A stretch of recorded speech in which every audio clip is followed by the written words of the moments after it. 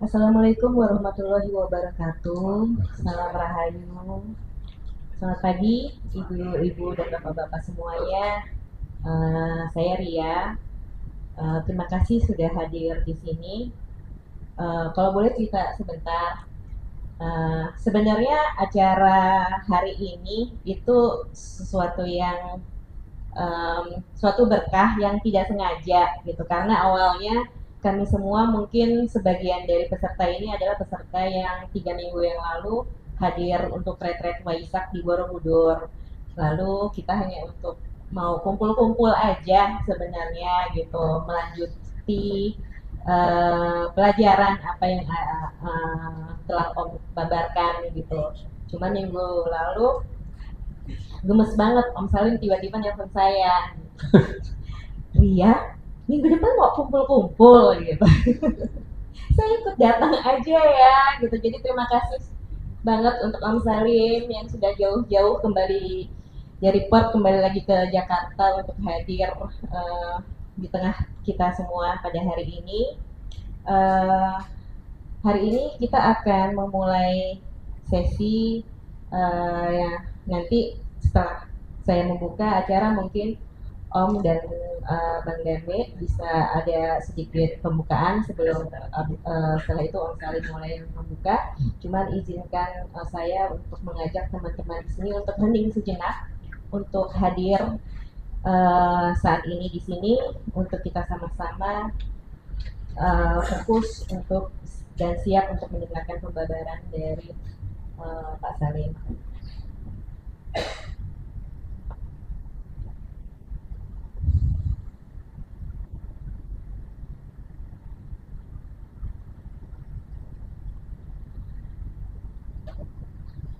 Om Awigenang Astu Mugi Rahayu Sagung Dumadi. Om Awigenang Astu Mugi Rahayu Sagung Dumadi. Om Awigenang Astu Mugi Rahayu Sagung Dumadi. Tempat dan waktu saya persilakan, mungkin Bang Dame bisa mengucapkan dulu sebelum Om.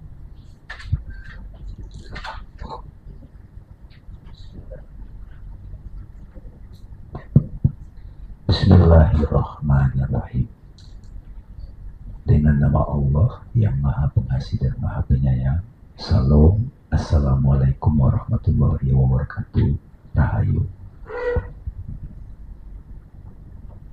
Bersyukur kita kepada Tuhan Yang Maha Kuasa. Pada saat ini kita diizinkan berkumpul dan kehadiran Om Salim. Terima kasih Om.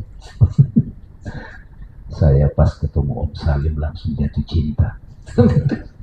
Jatuh cinta yang tidak biasa. Seperti beberapa kali saya ketemu guru-guru yang sudah melakoni apa yang dia katakan. Saya ingin cerita sedikit mengenai itu Om. Waktu saya ketemu Syekh Hussein Nasr di Washington, saya merasakan hal yang sama. Ketemu guru Muji di India dan juga ketemu Om Salim. Dan kemarin di retreat itu kita diajari ajaran leluhur Borobudur yang luar biasa, yang pada saat itu kita dibawa untuk menyaksikan kemuliaan para leluhur kita. Mereka rupanya sudah sangat tahu bagaimana menghayati ketuhanan, kesatuan dengan Tuhan, kesatuan dengan alam. Dan Om Salim yang saya rasakan di Jujur Om, yang bisa menggambarkan pengalaman itu.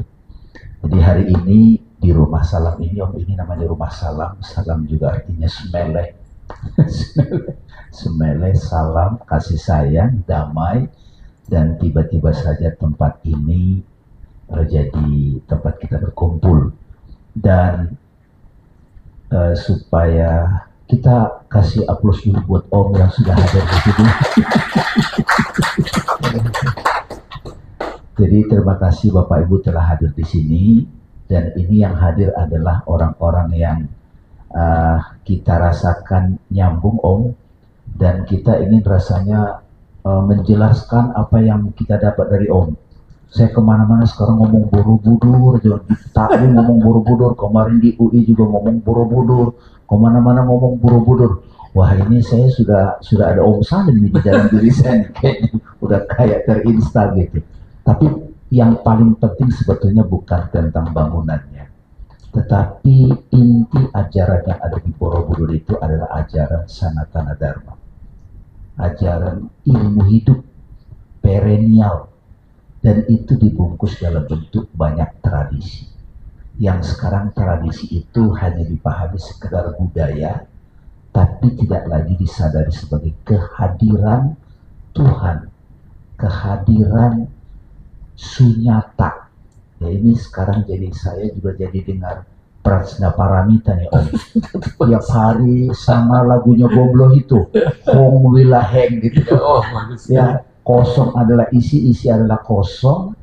Dan sejujurnya sahabat-sahabat sekalian, pada waktu Om Salim membabarkan ajaran itu kita, yang saya rasakan Om, itu kita ikut kosong Om.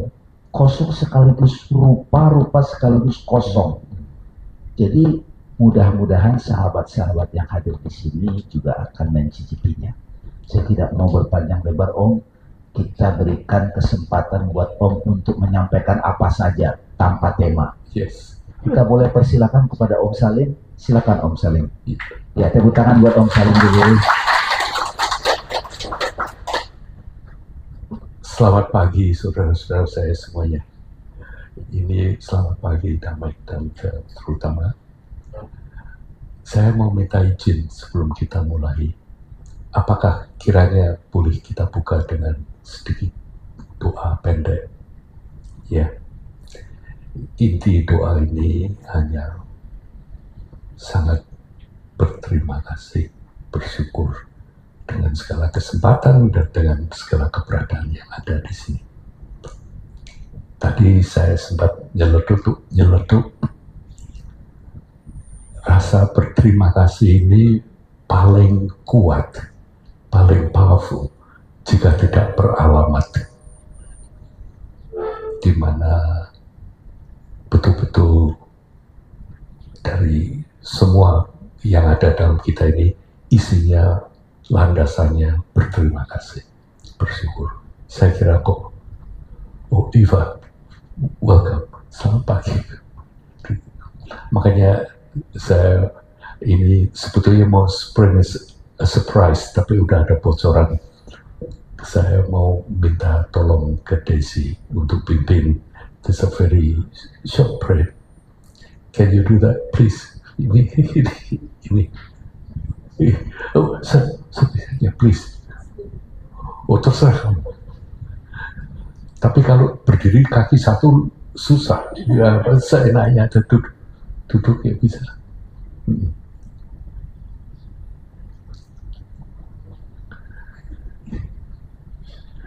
Thank you. Nggak tahu nyonggol apa ini. Sebisanya.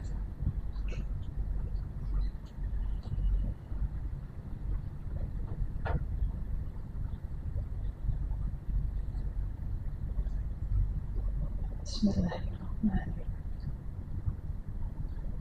Ya Allah, terima kasih. Terima kasih kami diberi kesempatan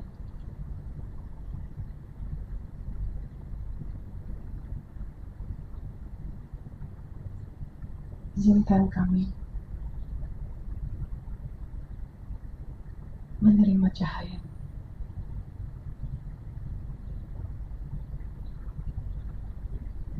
Semoga kami menjadi manusia dengan hati yang lapang, dengan hati yang luas. Semoga apa yang kami dapat dari ini dapat menjadikan kami manusia yang sempurna. Terima kasih Tuhan. Terima kasih ya Allah. Terima kasih. Terima kasih.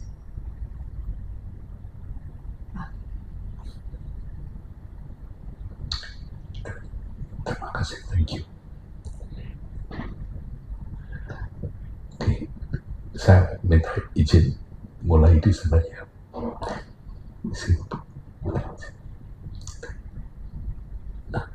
Good.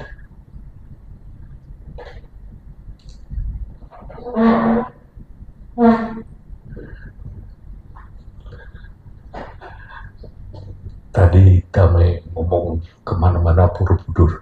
Nah, ini supaya lebih mantap. Waktu kita ketemu di Jogja, saya gunakan di Borobudur, saya gunakan kesempatan itu untuk mengenalkan sedikit tentang waktu itu di Jawa ada negara adidaya yang tidak sering diketahui, itu negara Medang Mataram.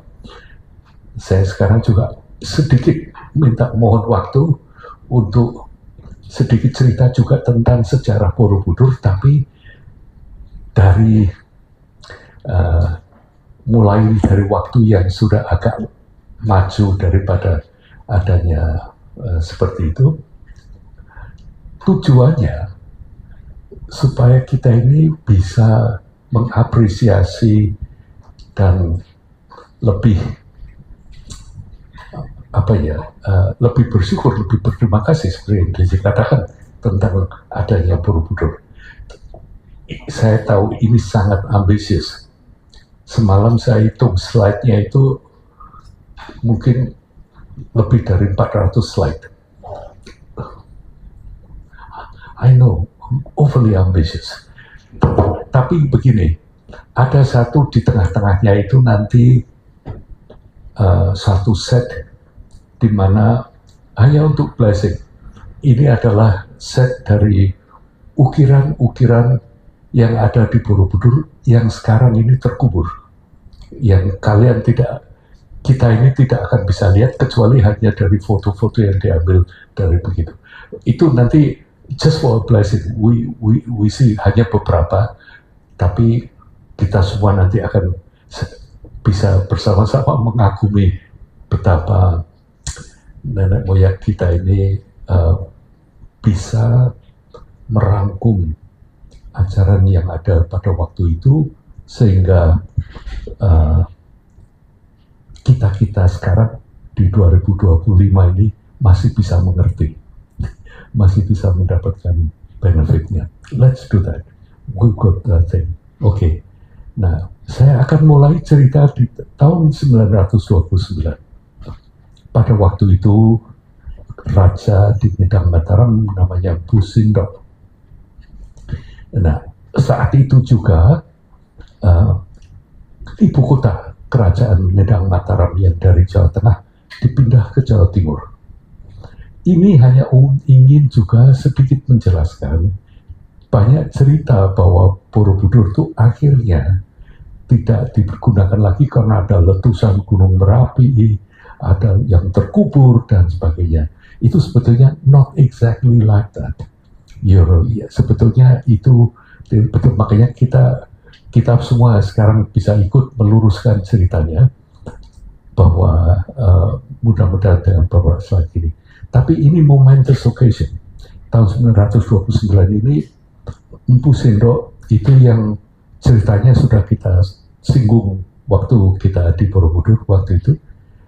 Beliau memindahkan pusat kekuasaan kerajaan Medang Mataram di tepi Sungai Berantas dekat Jombang di Jawa Timur waktu itu dengan waktu Karo. Dengan begitu, officially Wangsa Salendra juga berhenti, sebab beliau mulai wangsa baru yang namanya Wangsa Isyana. Tidak lama sih sebetulnya, tapi ada sesuatu yang sangat menarik waktu itu. Culturally, betul secara budayaan Jawa, terutama Jawa Barat, Jawa Tengah, Jawa Timur, dan jangan kita lupakan ya, waktu itu Medang Mataram itu seluruh Jawa itu seperti under the influence, mulai dari Raja Sanjaya. Nah, yang sangat menarik di situ itu cara, misalnya ya, ambil cara mereka beragama ini lain sekali. Dikatakan pada waktu Borobudur ada, itu ada 2000-an candi. Nah, candinya ini macam-macam, ada candi Hindu, ada candi Buddha, dan all kind of things.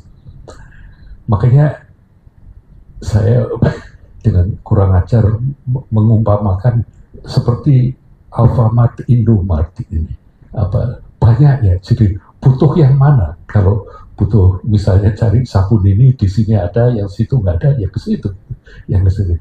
Jadi ini jauh dari suatu kebutuhan untuk identitas.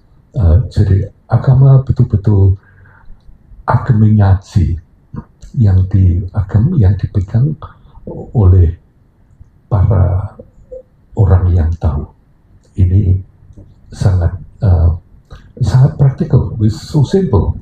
Waktu itu jauh lebih, menurut saya lebih sederhana. Nah, 929 ini kurang lebih 100 tahun sesudah Borobudur selesai. Ya,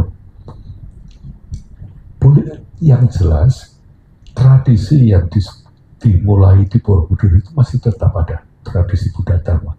Karena ini ditulisnya buku yang sampai sekarang kebetulan masih kita miliki, yaitu yang namanya Sanghyang Kamahaya Nikaya. Artinya sebetulnya simple sekali. Sanghyang ini sebutan untuk sesuatu yang berharga, baik itu dalam bentuk buku, dalam bentuk ajaran, dalam bentuk orang segala. Makanya it's not referring to the person, itu ya. Jadi dalam hal ini adalah malah Kamahaya Nikaya ini hanya dalam kasusastraan Jawa, artinya Mahayana. Mahayana di sini itu bukan berarti sekte ini atau tradisi sini, sederhana. Yana ini kendaraan, cara, sarana. Maha luas. Di sini adalah cara mengikut sertakan yang lebih luas, yaitu prasna paramita misalnya. Itu selalu menyangkutkan the entire existence, itu universe, dan kamu. Jarang sekali tradisi budaya Borobudur itu membicarakan tentang ontologi. Very rarely. Tidak pernah, bukannya tidak pernah ya, tapi sangat jarang mereka membicarakan tentang yang ada, ontological. Itu yang mereka baca, yang sering hampir selalu yang mereka utamakan itu adalah yang ada dalam pikiran kita. Selalu connect-nya begitu. Makanya kembali, Sanghyang Kamahaya Nikaya ini hanya ditulis sebetulnya menerangkan tentang praktek-praktek pelatihan-pelatihan yang ada di masa itu tentang jalan Mahayana. Itu aja sih. Dan prakteknya juga tidak begitu onerous, tapi ada beberapa yang nanti recurring theme mulai dari Borobudur. Misalnya waktu itu saya sebetulnya ingin ikut sertakan misalnya kegunaan mantra. Ya, kegunaan mantra ini sebetulnya sesuatu yang sangat indah dan sampai sekarang masih dijalankan di mungkin negara-negara lain ya. Jadi Borobudur ini nanti kita akan recap lagi ya, itu sebetulnya sebuah peta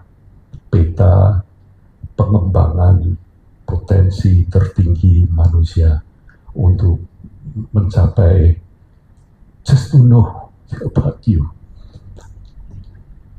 Karena waktu itu saya juga memberanikan diri membuat statement bahwa kebanyakan kita ini sebetulnya pencari, bukan pemercaya. Karena you are seekers really about that. Makanya seekers itu selalu, apa tuh yang dipakai untuk seeker? Is your heart. Itu based on this, I don't know, dalam Buddha Dharma sering disebutkan misalnya this flame atau api atau apa, uruk itu sendiri. Nanti kita akan membicarakan mengenai ini. Uruk ini, tema dari uruk ini akan sebetulnya permeates dari semua piwulang Borobudur yang ada. Nah, jadi Sang Hyang Kamahika ditulis tidak berarti pada waktu ini pindah ke Jawa Timur terus tidak ada lagi tradisi Buddha Dhamma, nggak ada. Bahkan nanti terusannya pada waktu Negara Kertagama ditulis, itu di sana masih dicatat banyaknya dusun-dusun dan desa-desa yang diambil Kasugatan, pengikut Sugata. Sugata ini epitet dari Buddha. Sugata, right? Nama penjelasan dari Buddha. Makanya masih tercatat di Negara Kertagama. Ada beberapa puluh dusun atau desa di sekitar Jawa Tengah yang masih mengikuti Kasugatan, artinya ajaran dari Buddha Dhamma ini di sini. Nah, tapi yang menarik juga pada waktu itu mulai ditulisnya Kekawin Ramayana. Ini ditulis dulu sebab Kekawin Mahabharata itu nanti dikompos beberapa tahun kemudian. Mengapa menarik? Pertama kali ini Semar, Bagong, Petruk segala macam muncul di Kekawin Ramayana. Ini kalau orang India baca Kekawin Ramayana mungkin mereka bingung karena ceritanya itu betul-betul menjadi cerita Jawa, cerita bumi Nusantara. Mulai yang pertama masih aturan, tapi yang separuhnya itu sudah disesuaikan dengan kita.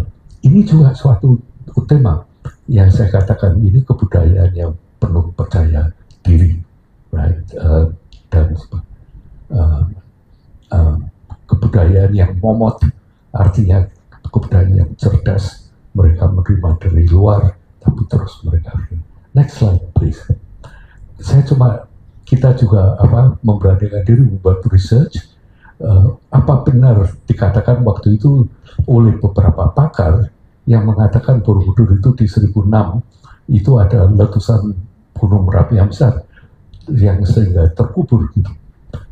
I don't think it's true. Bahkan sekarang ini sangat menarik Bu Harjati ini dari UGM mempelajari tentang letusan Gunung Merapi. Semua tercatat dan nyatanya bahwa betul ada sering letusan gitu, tapi yang jelas 1006 itu tidak ada. Ini yang secara keliru disebut Mahapralaya dalam sejarah kita.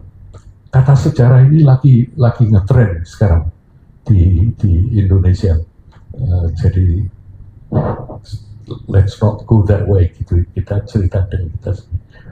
Dikatakan ternyata dari research itu justru yang paling parah ini 1872 ini saya sampai juga heran, katanya 120 jam hampir 5 hari meletus terus Gunung Merapinya. Ini paling hebat, dikatakan semua permukiman di Gunung Merapi ini destroy.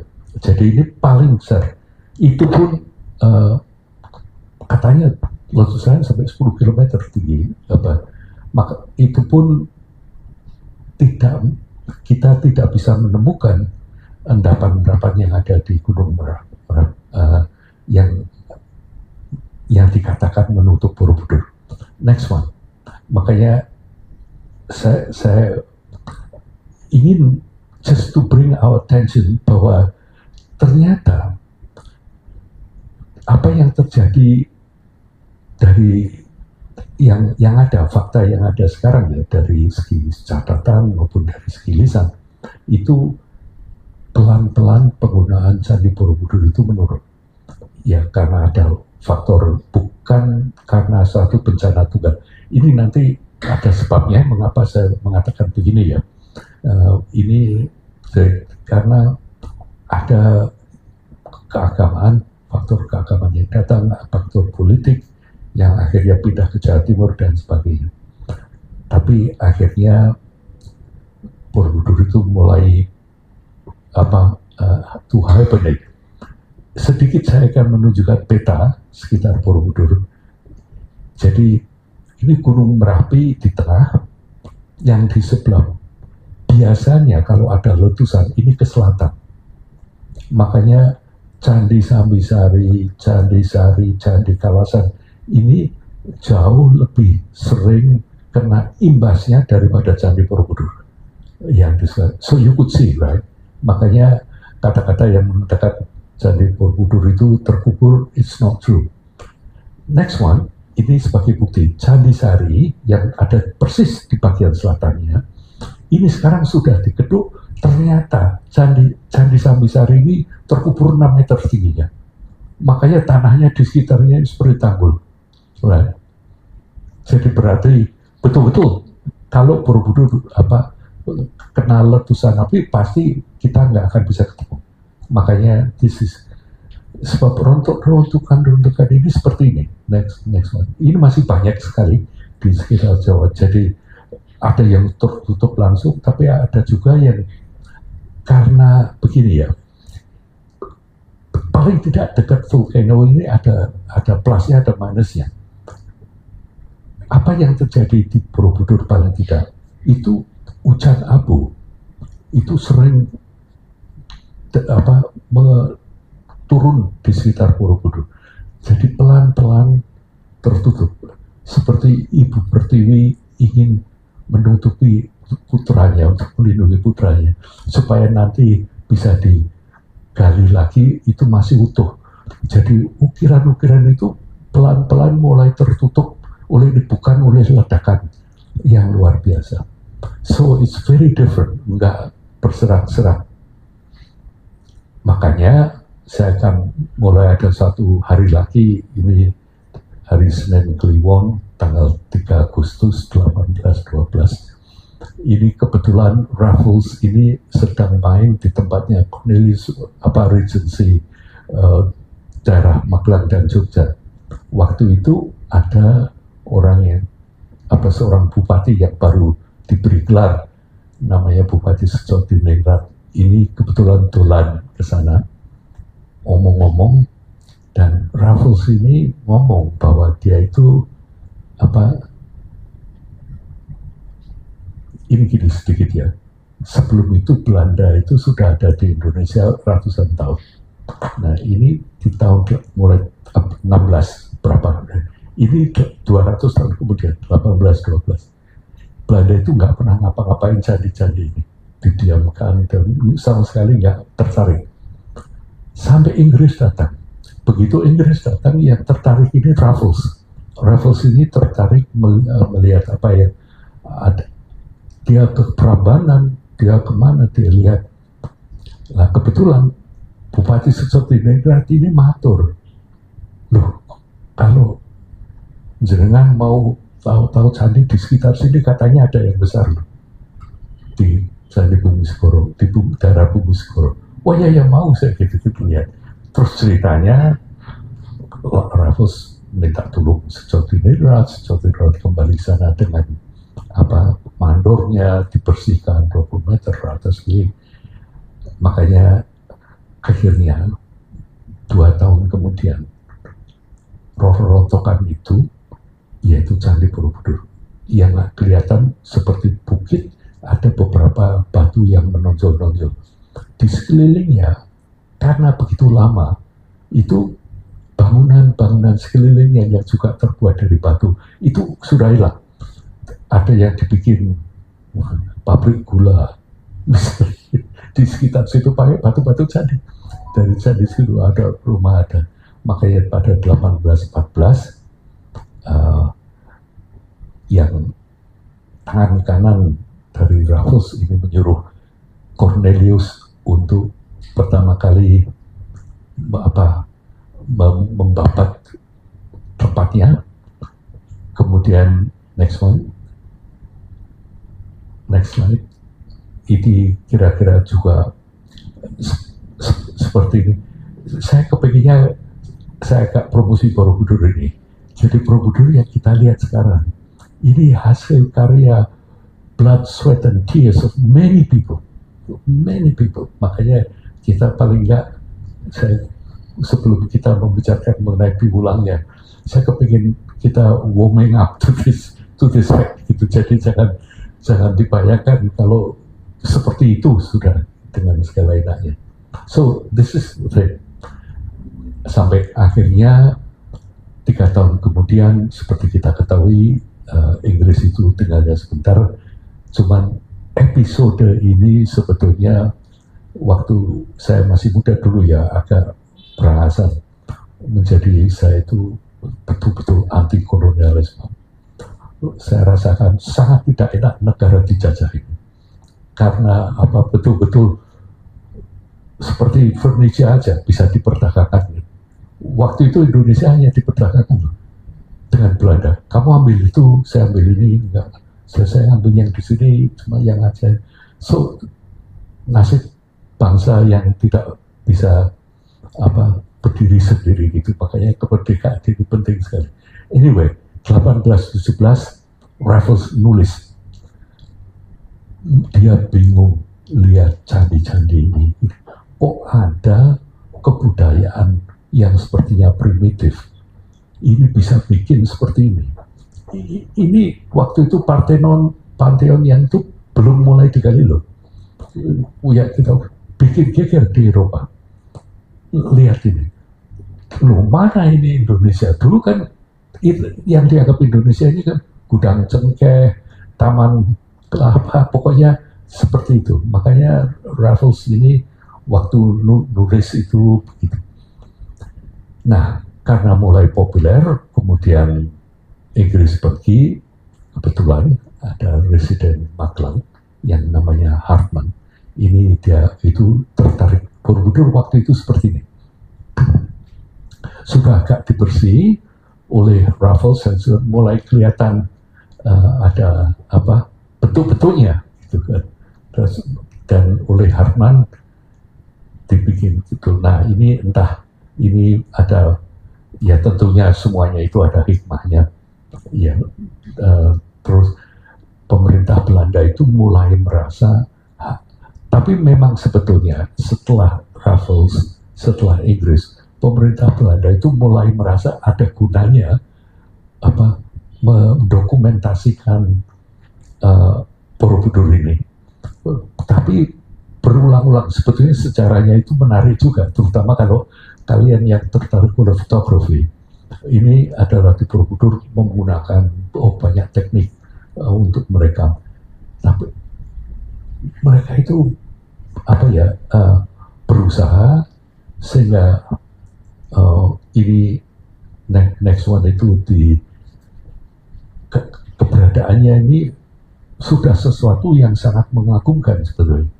Tapi akhirnya tahun 1873 pemerintah Belanda itu berhasil membuat buku pertama kali yang ditulis oleh pemerintah Belanda, yang ditulis oleh Leemans, tapi menggunakan gambaran-gambaran dan dokumentasi dari yang namanya Wilson.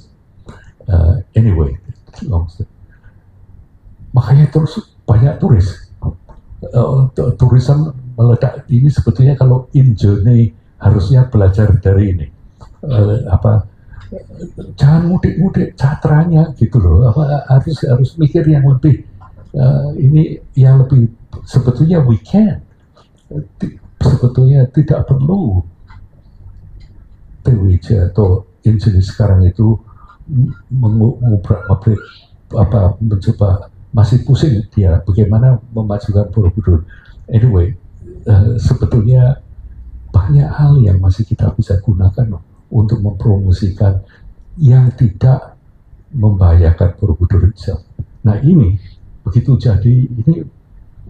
jadi populer ini, mereka bikin saung di atas gitu, buat piknik, buat segala macam, dan juga mungkin buat fitness ya, lari cepat, lari turun santai,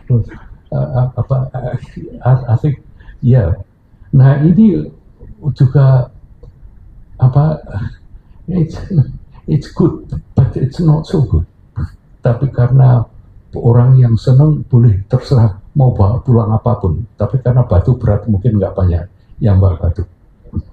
Ya, nah kemudian waktu itu gubernur yang namanya Eisenman. Eisenman ini jalan-jalan dan dia lihat kok ada batu yang di dasar ini ada pingulannya gitu. Lalu dia itu mencurigai, setelah diselidiki ternyata ada ukirannya di paling bawah. Makanya akhirnya di tahun 1890 ini the best photographer in the world at that time, anak bangsa kita sendiri. Tapi itu orang tuanya itu juga agak gimana ya, agak revolusionaris gitu. Memberi anaknya kok nama kok kasihan gitu. Sevasya ini nama permandiannya, Sevasius apa? Tapi namanya Pak Kasihan. Kok kasihan anakmu? Ya betul, anak saya kasihan. But ini he's so famous. Ini akhirnya dia ambil foto di keraton. Kalau kalian mau Google ya, karyanya bagus sekali. Apa banyak sekali apa. Akhirnya dia juga dibelikan apa kamera yang bisa mumpuni dan sebagainya. Makanya berkat beliau itu terus diberi anggaran untuk memfoto apapun yang ada di dalam yang terkubur di landasan dasar Borobudur ini. Lalu Borobudur mulai digeduk sebagian demi sebagian difoto. Gitu. Itu saya juga it's amazing waktu itu juga. Sebetulnya saya kepingin, I'm sorry, ada satu slide saya kepingin nunjukin ini ke kalian, di mana ternyata pembagian kerja para pemahat Borobudur itu sangat teratur. Jadi intinya kan begini ya, untuk saudara-saudara kita yang waktu itu nggak ikut. Borobudur itu dibangun seperti bendungan, tengahnya kosong sambil temboknya dibangun, dalamnya diuruk, dipotongkan dari dua bukit sebelah kanan dan kirinya. Ini dipotong, diurukkan di tengah-tengah Borobudur ini. Jadi sambil dibangun, sambil diuruk. Teorinya bagus. Artinya kalau hujan pun air yang turun ke sana akan merembes lewat bawahnya. Ya kan? Mereka nggak tahu. Ternyata di lapisan yang tidak jauh dari yang mereka mulai, ini ada suatu lapisan tanah. Ada yang mulai dari, dikatakan mulai 45 cm sampai 3 meter tebalnya. Beragam, tapi hampir kedap air. Seperti plastik. Jadi yang terjadi, jadi seperti bendungan. Bawahnya nggak bisa keluar, ininya di tembok. Airnya keluarnya cuma satu cara nih, nekan temboknya kan. Nah pada waktu itu mereka harus bikin suatu keputusan ini, nenek moyang kita ini. Ini gimana enaknya? Kalau dibiarkan semuanya bisa ambruk, kita kehilangan seluruh candi, atau kita dibikinkan talut atau dikasih tembok, nggak tanggung-tanggung. 4 meter tingginya, 7 meter lebarnya sekeliling Borobudur. Itu ribuan kubik meter waktu itu. Terus akhirnya, nah di sini ada yang menarik nih. Nanti akan ada replikasinya. Kita bisa lihat pada waktu itu diputuskan kalau kita bagi plan dari Borobudur menjadi 4. Ini ukiran-ukiran yang belum jadi. Nanti salah satu set ukiran maka jadi 400-an lebih slide-nya. Ini ada 160 slide dari yang paling bawah. Kita ada just for blessing, so you can see it pernah lihat gitu. Tapi sesudah ini kita juga ingin, we will upload it so that this group at least will have complete kabar. Ini kita sekarang yang dari Leiden itu sudah digitized, and it's very very beautiful. Kita bisa lihat ada beberapa yang belum jadi ukir-ukirannya. Jadi rupa-rupanya mereka itu kalau bikin itu supervisornya cuma nulis di atasnya gitu.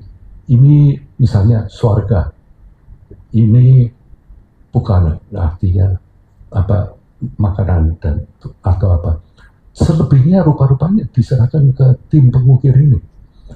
Dan dari quarter ini yang nggak jadi itu selalu hampir di ujung sebelah kanannya. Jadi mereka itu, grup ini mulai bangun dari ini, yang kebetulan pada waktu diputuskan untuk ditutup, itu punya suatu pola, bahwa kita tahu bahwa ini dikerjakan oleh berbagai tim pemahat. Pertanyaannya kan lucu nih ya, kalau itu ditutup, harusnya bisa kan ditutup dulu, terus ininya dicopot dulu, bisa kan ya, ukirannya terus ditaruh di paling depan, bisa kan ya. Loh, kalau kan sebab itu hanya satu lembar kan, 40 sentinan, ukirannya kan bisa dicopot. Alasannya, saya kira alasannya itu tidak dicopot, terus langsung ditutup, karena mereka itu ingin mengingatkan kita bahwa ajaran yang paling bawah ini adalah landasan, seperti yang paling bawah ini adalah landasan untuk Borobudur, ajarannya di situ itu juga landasan kita untuk hidup ini, mulai from the bottom. Makanya dia nggak rubah keluar. Sebetulnya kalau dia ingat hanya dari segi tourism atau apa, mestinya ya dicopot, ditaruh di luar, tapi no, it's just for us to know bahwa sebetulnya ini yang perlu kamu pelajari nih, yang sebagai landasan hidup seperti apa. Jadi seperti ini nih, dikeduk sebagian, difoto, kemudian dipasang lagi, ukirannya intact meskipun terkubur. Hebat ya. Artinya conviction, percaya diri sekali tentang kegunaan dari ajaran ini. Ukirannya seperti ini. Next one.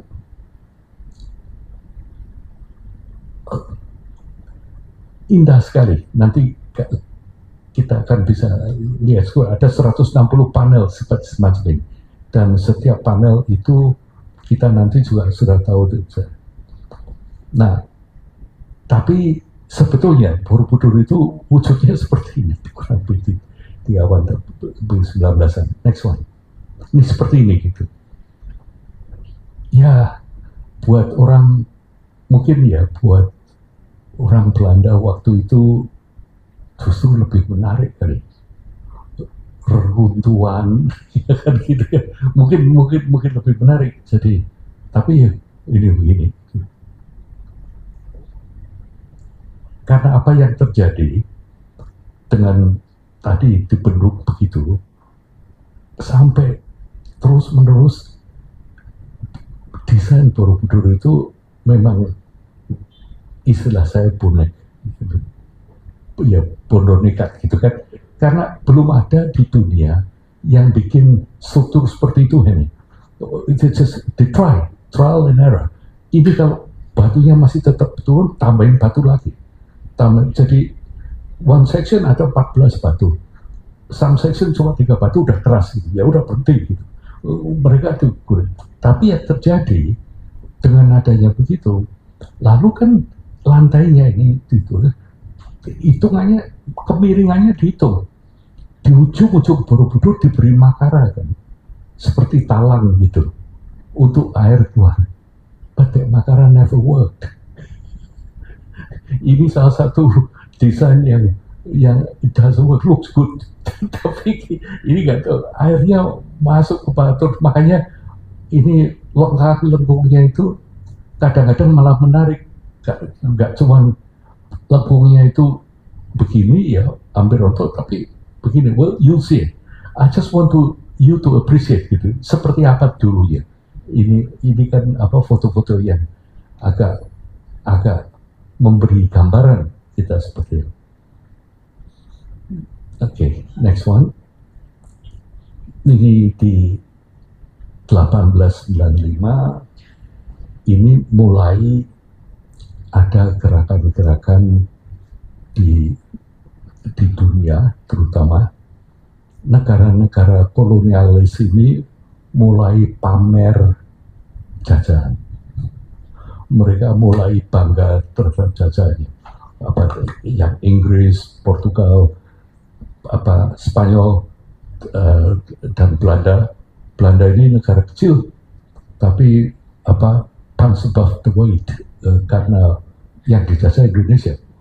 Wah, ini urusan karya ini banyak sekali. Next one. Terus di tahun 1896 ini ada sesuatu yang sangat menarik happen. Next one. Oh, itu yang membuat bercak-bercak itu sebetulnya lumut yang tumbuh di batuan ini. So, next one. 1896 ini kita dikunjungi oleh raja dari Thailand untuk kedua kali. Sebelumnya itu 1871 beliau itu datang ke Indonesia. Beliau bawa hadiah. Ini juga one of the episode di mana kita have a raw deal. Ini dealnya sama sekali nggak imbang. Beliau datang 1871 dari Thailand ya. Beliau bawa patung arca kecil dari tembaga. Sekarang kalian masih bisa lihat di Museum Gajah. Ini gajahnya. Gajahnya yang bawa ini Raja Thailand ini. Tapi pada waktu dia datang 1896, ini juga saya kalau cerita mengenai ini itu sangat menarik karena ini minusnya banyak, tapi ada plusnya juga. Saya cerita bentar ya, karena ini to me so interesting.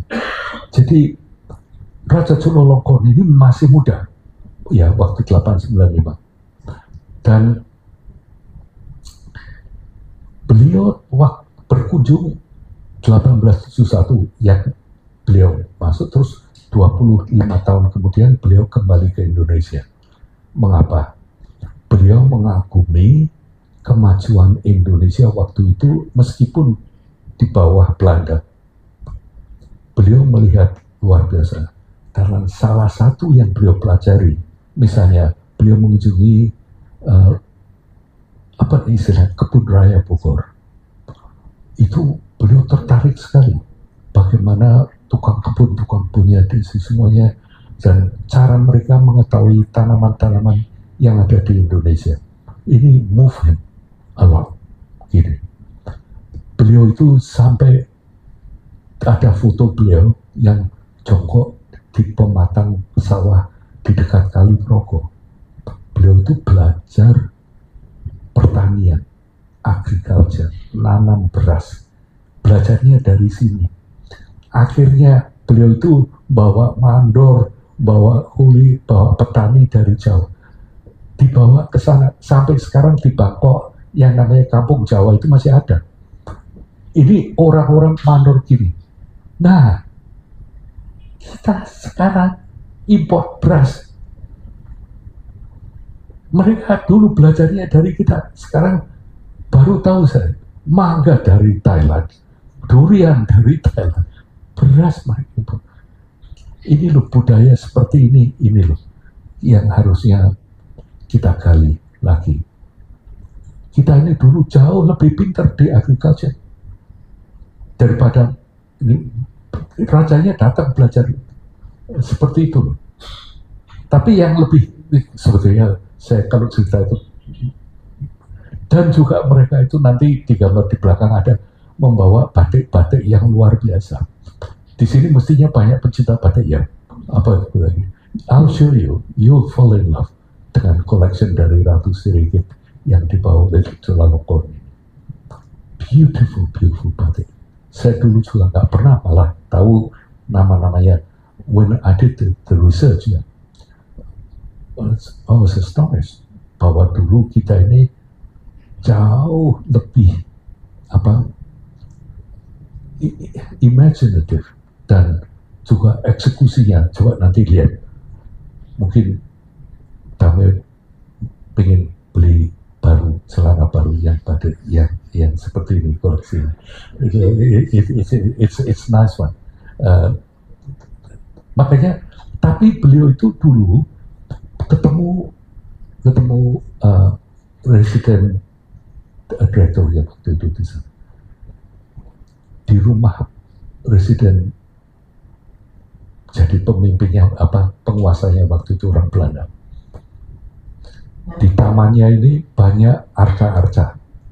Beberapa arca itu dari Borobudur. Terus beliau bilang, itu kok bagus arca Buddha gini. No, kalau mau boleh aja Tuan. Iya saya mau. Dulunya mau dikasih satu arcanya.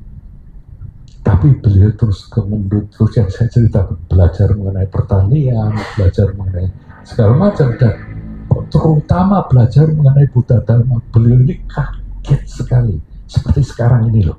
Kita ini masih tercengang-cengang kalau lihat orang biku-biku dari Thailand. Anggapannya itu pusat pelajaran agama Buddha, anggapannya beliau seperti itu. Beliau sampai ngomong, ternyata orang-orang Jawa ini lebih tahu tentang Buddha Dharma daripada kita. Karena Thailand itu waktu itu belajar banyak dari kita. Nah, waktu beliau datang, yang dulunya cuma dikasih satu kan ya, berkunjung ke beberapa candi, pulangnya itu dikatakan 8 pedati di bawahnya. Makanya saya pikir cendera mata 8 kereta gitu. Ini kalau kita lihat, ini hanya karena dia pernah beri kita gajah kecil ini. Bad deals, really bad. Jadi Singapura juga dikasih nih satu dia. Berarti dulu pun dia mungkin belinya 2 for the price of 1 gitu ya kali So the museum gajah. Setiap kali saya lihat museum gajah saya selalu ingat Bedil. Ini loh yang dibawa mereka. Harus 8 kereta. Cuman nanti ya singanya ini mereka milihnya juga yang masih utuh. Yang paling bagus dikatakan sebetulnya lebih dari 8 kereta karena salah satunya itu tenggelam di pelabuhan Semarang katanya. Karena terlalu berat anyway. Cuman ini berikutnya ini yang saya harap paling enggak kalau pemerintah dari Pak Fadli John punya ini Dwarapala Borobudur, Gopalanya Borobudur, ganteng kan, dan nggak bertaring, nggak apa, tapi it's really good looking. So ini paling tidak kalau bisa kita bawa pulang ya. So anyway, next one. Ini lalu beliau itu menulis bahwa orang-orang di Jawa masa lalu pasti mengetahui sejarah dan ajaran Buddha secara terperinci jauh lebih baik daripada yang kita pahami sekarang. Saya ingin mengingatkan saudara-saudara kita yang Buddhis ini, apa-apaan minta izin dari mereka segala macam. Dulu harusnya kita gali dong daripada ini chauvinism saya keluar agak minta maaf sedikit. Next one. Oke, ini cuma untuk pamer buat ibu-ibu yang sedang baca dan bapak-bapak. Next one.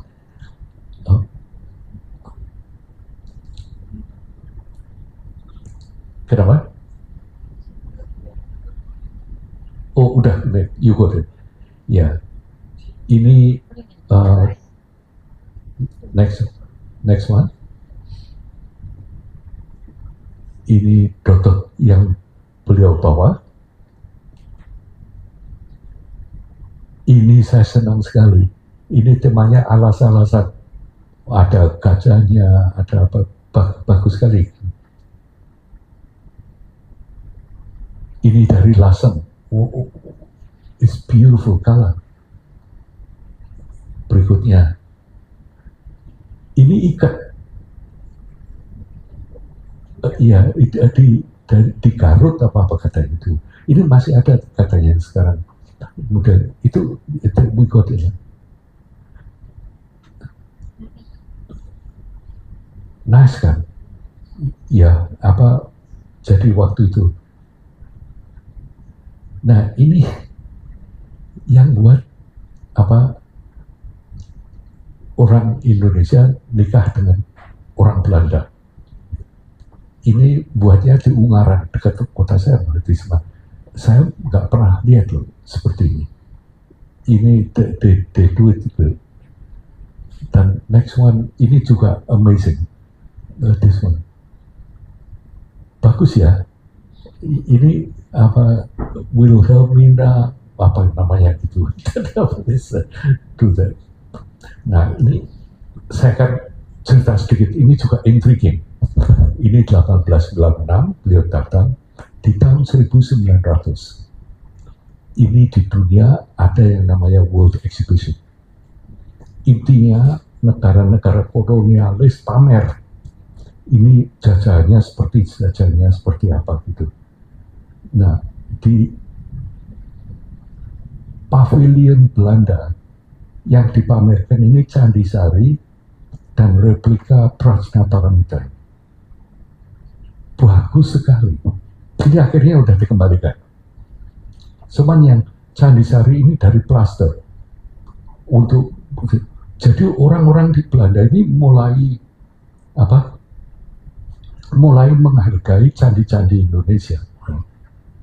Lalu apa yang terjadi di 1896 dengan berita tentang ditarik 8 pedati, banyak yang protes, banyak yang marah, termasuk pakar-pakar arkeolog yang bekerja di Borobudur. Krom misalnya menulis ini adalah sesuatu yang sangat parah, perampokan kebudayaan dan sebagainya. Mereka mulai marah.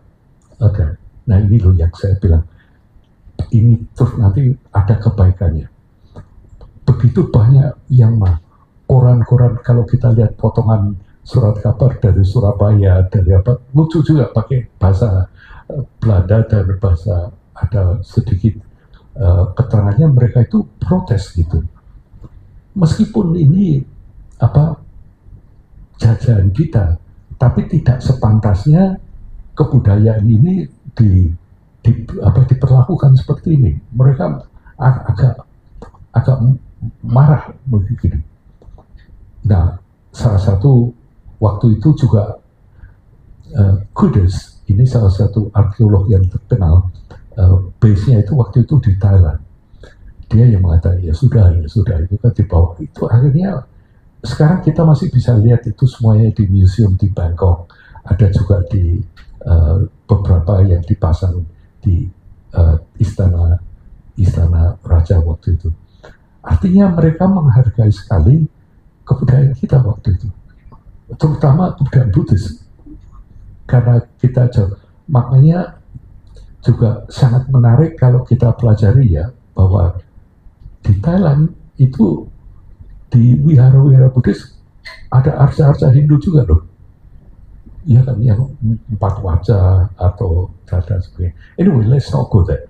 The point yang saya ingin tekankan di sini, pada waktu semua orang ini protes, dan waktu itu yang namanya Kudus yang ada di Bangkok itu lalu menganjurkan kamu protes juga percuma, nggak banyak yang bisa kamu lakukan, karena saya pikir kalau misalnya nanti pemerintah Indonesia ingin merepatriasikan seperti yang dulu itu pun mungkin juga hanya karena goodwill, karena itu resmi, karena negara kita itu jajahan Belanda dulu, jadi bisa dibagi-bagikan seenaknya gitu. So it's official, ada ceritanya. Jadi bukan karena dijarah atau apa gitu, betul-betul. Nah karena itu, lalu Kudus ngomong, mengapa kamu tidak pressurize untuk renovasi Borobudur malah? Nah, mulai dari situ, mulai dari di Belanda, dimulai oleh para pakar-pakar ini, mereka mulai kampanye, mengatakan, oke, yang ini sudah diambil oleh diri, sekarang kita harus memperhatikan candi-candi yang ada di Indonesia. Karena itu loh, akhirnya kita bisa lihat Borobudur seperti ini. Tanpa adanya diambil dari sini, mungkin pemerintah Belanda nggak akan buang uang untuk bikin betul. Tapi karena untuk meredakan, dan pada waktu itu di Paris, waktu ada World Exhibition, Indonesia sangat dikagumi dengan adanya itu. Mereka, lalu Belanda itu, wah naik daun mereka. Karena anggapannya jajahannya paling hebat urusan dari kebudayaan segala macam. Oleh karena itu, padahal pada waktu itu kondisinya Borobudur next one. Ini seperti ini, sebelum Mentong segala macam. Maka akhirnya pada tahun 1907 dan 1911 next one,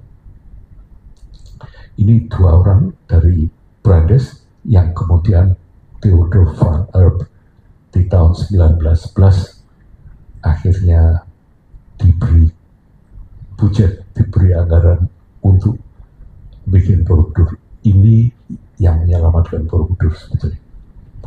Justru karena diambil beberapa, akhirnya apa istilahnya mungkin kalau sekarang diviralkan, jadi viral sekali urusan ini kan. Terus akhirnya they get it. Next one. Ini mulai, sebab keadaannya dulu seperti itu.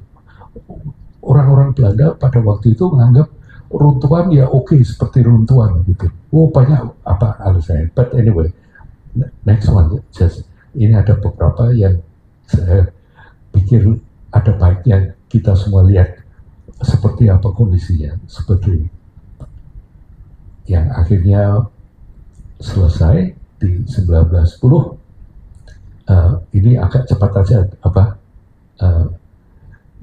ini Pakubuwono ke-10 ini akhirnya mulai terbentuk.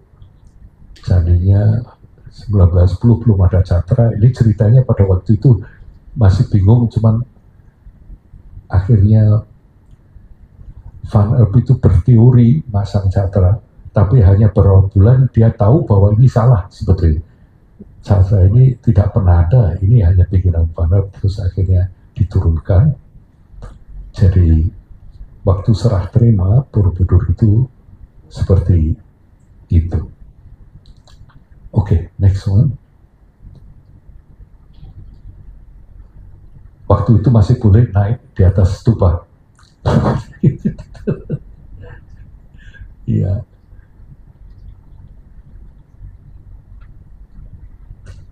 Dan mulai tahun 1953 sampai 1973 ini ada seorang pahlawan sebetulnya, pahlawan budaya menurut saya, ya luar biasa, Profesor Daud Yusuf, yang betul-betul merasa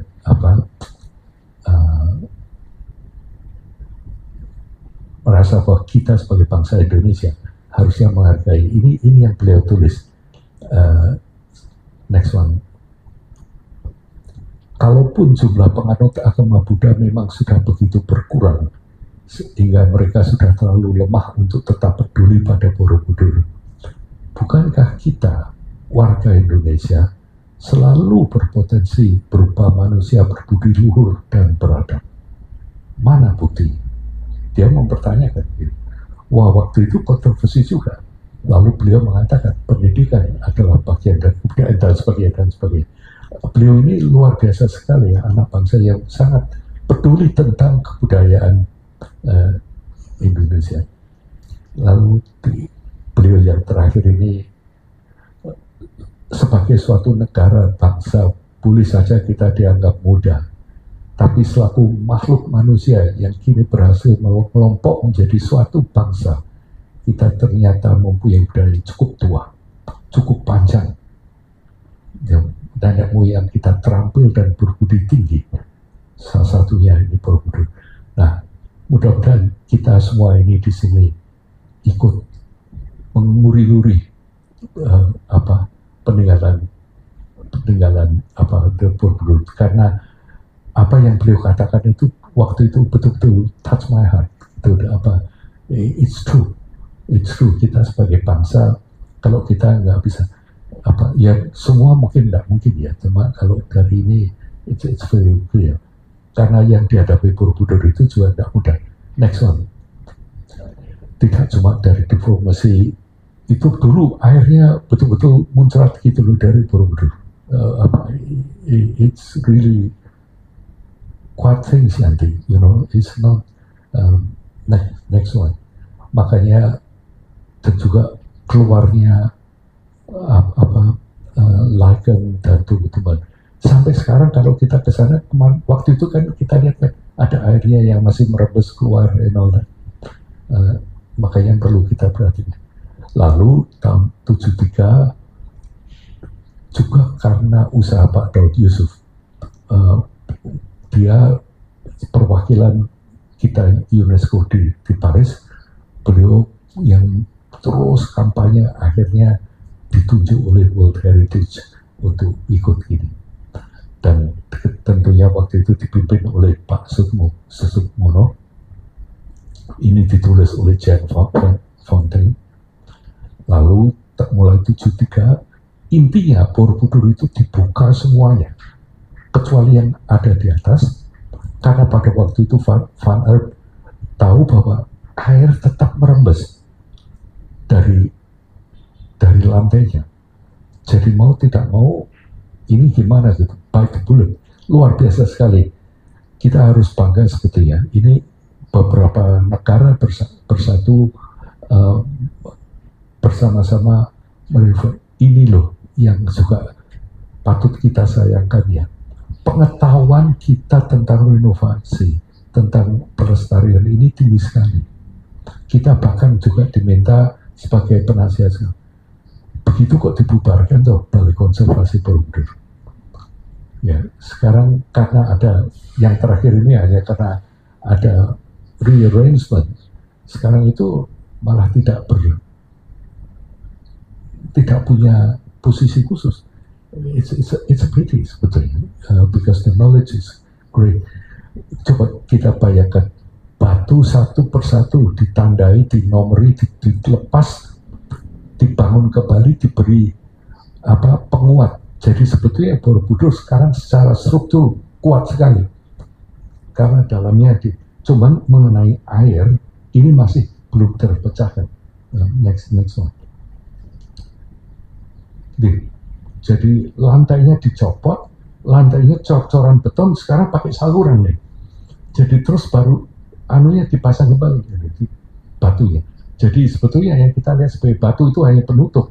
Airnya turun dari batunya, terus ada salurannya turun ke bawah, sudah nggak lewat Mataram segala macam. Dan di paling bawah supaya nggak melorot disabui beton itu pakai next one. I just want to show you betapa luar biasanya kita waktu itu bisa membuat lagi seperti ini. It's amazing. Jadi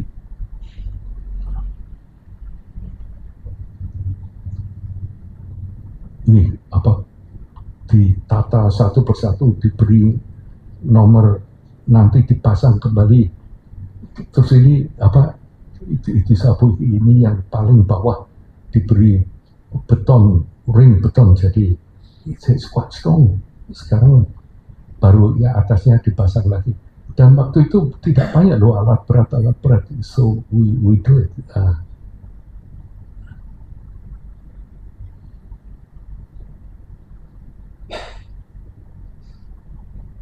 Nah, makanya waktu jadi, di tengah-tengah itu sebetulnya sebelum waktu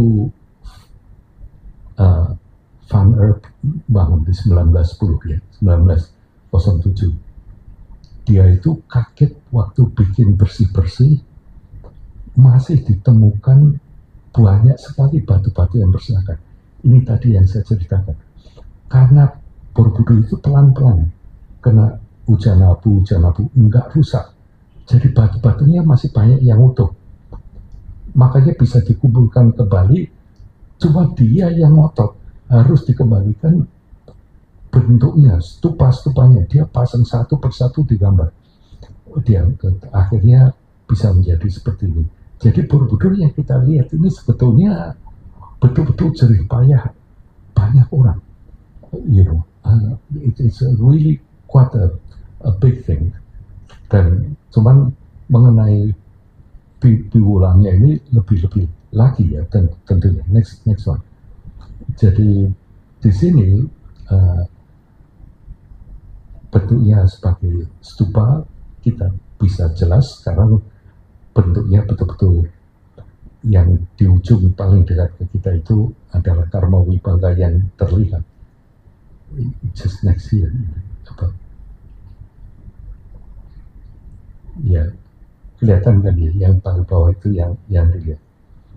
Nah, setelah itu teman-teman kita ini saat ini ingin laporan juga bahwa ini kelihatannya mau tidak mau kalian semua jadi hulu belang Borobudur ini. Kalian semua jadi ikut bumi Borobudur semua, karena Borobudur itu juga kita semua lah. Please, dengan begitu. Cuma yang jelas sekarang ini hampir semua ukiran atau tataan kita tahu persis lokasinya, dan ini saya cuma share with you next one. Ini naskah-naskah atau terjemahan panel-panel sudah dari Borobudur itu sudah kita kumpulkan semua. Misalnya Karma Wibangga ini ada yang bahasa Tibet, ada yang bahasa Sanskerta, ada yang bahasa Pali. Next one. Tapi ini adalah betul-betul sutra yang ada sekarang sebagai sutra saksi. Kalau kita paskan gambarnya nurut seperti ini, so nggak usah merepoti Nabi Sulaiman. Sorry, ini it's all di sana. Paling tidak we can show the world gitu, betapa luar biasanya argumen kita ini. Kan begini, Borobudur ini abad 7, abad 8 ya. Kalau kita temukan daun lontar misalnya abad 10 gitu, wah kita anggap itu otentik karena abad 10 kan, abad 11 gitu daun lontarnya. Tapi dulu pakar-pakar Borobudur itu lihat Borobudur, ukiran-ukirannya ini dianggap itu hanya ilustrasi dari textbook. Ini keliru besar, karena yang diukir itu bukan ilustrasi, itu sutranya diukir menggunakan media batu ukir. Amazing thinking. Coba sutra yang sukar keterangannya itu mau diukir dari batu. Ini loh kesalahan mereka. Makanya mereka itu sangat pongah. Bahkan salah satu yang terkenal juga, pakar Borobudur terkenal, mengatakan there is no more to know about Borobudur. Tidak ada lagi yang perlu dipelajari, kita sudah tahu semuanya. Totally wrong. Mereka itu belum nyentuh pun belum mengenai mengapa kok dibuat seperti ini. Lalu ya kita semua ini nanti mudah-mudahan kita juga bawa sampelnya, beberapa yang sudah kita kerjakan, bahwa nanti tujuan kita ya itu supaya kita semua ini bisa paling tidak make it free. Kalau enggak juga series buku putih Borobudur, yaitu terjemahan sutra-sutra saksi seperti ini di Borobudur. So up to them. Yang menarik, yang sangat indah, Borobudurnya kan dibangun lagi kan ya. Bungkusannya sebagai Buddha Dharma, sebagai tradisi Buddha, is obviously not there, right? Karena buktinya waktu Wesak yang terakhir yang dipamerkan malah Buddha Dharma import. Ini mereka import baru ini yang di sana. Dan doa-doa yang dipakaikan itu pakai doa bahasa asing, Bang. Ya kan? Kita dulu mungkin pakai bahasa, paling nggak pakai bahasa Jawa loh kali, ya, atau bahasa Sanskerta atau bahasa. Tapi yang pasti masyarakat dulu ngerti persis yang didoakan di situ, yang diajarkan di situ. Saya kok yakin dari sekian banyak yang, kecuali biku-biku yang melafalkan doa itu, kok nggak ada yang ngerti mereka mau apa, bapak-bapak gitu ya. Bukannya apa, I'm sorry, with all due respect ya. Ini persoalannya kita. Ini tantangan juga buat kita semuanya loh. Saya bukan, kita tahu mungkin sekarang kalian juga bisa merasakan Bumi Borobudur itu bukan ingin apa mengibarkan agama Buddha segala macam. It's too small. It's not about that. Ini tentang kebudayaan Indonesia, tentang peninggalan pusaka, peninggalan nenek moyang kita, spiritual, and all that. Dan masih tetap ada lagi di sini. Dan nanti paling tidak besok, tadi saya bicara sebentar begini. Hari ini saya kepingin complete sampai terakhir sebelum Sutra Kadawya. Besok kita mungkin, tadi saya sudah minta izin sama Damen sedikit membicarakan how sophisticated sebetulnya cara mereka itu menganalisa apa yang ada, how mind works, what is the ultimate nature of mind. Besok kita mulai bicarakan itu, then you can see dibanding dengan, maaf ya, tradisi-tradisi Buddhis yang sekarang ada di Indonesia, kebanyakan mereka itu hanya bungkusan-bungkusan saja, ritual, and just understanding that nenek moyang kita dulu analyze sampai, well, tomorrow we test it, we test it. Besok, no, actually nanti malam apa istirahat yang cukup. No, it's gonna be so nice, so nice. Kamu bayangkan, anggap aja orang kuno mereka. No, tidak apa.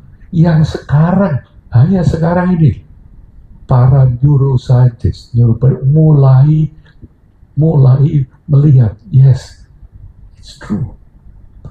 Misalnya, dari dulu nenek moyang kita ngomong, kamu mau cari apa? Mau cari material yang paling kecil?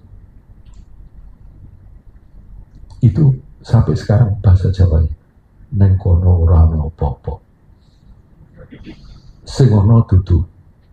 Berani coba ngomong gitu ini.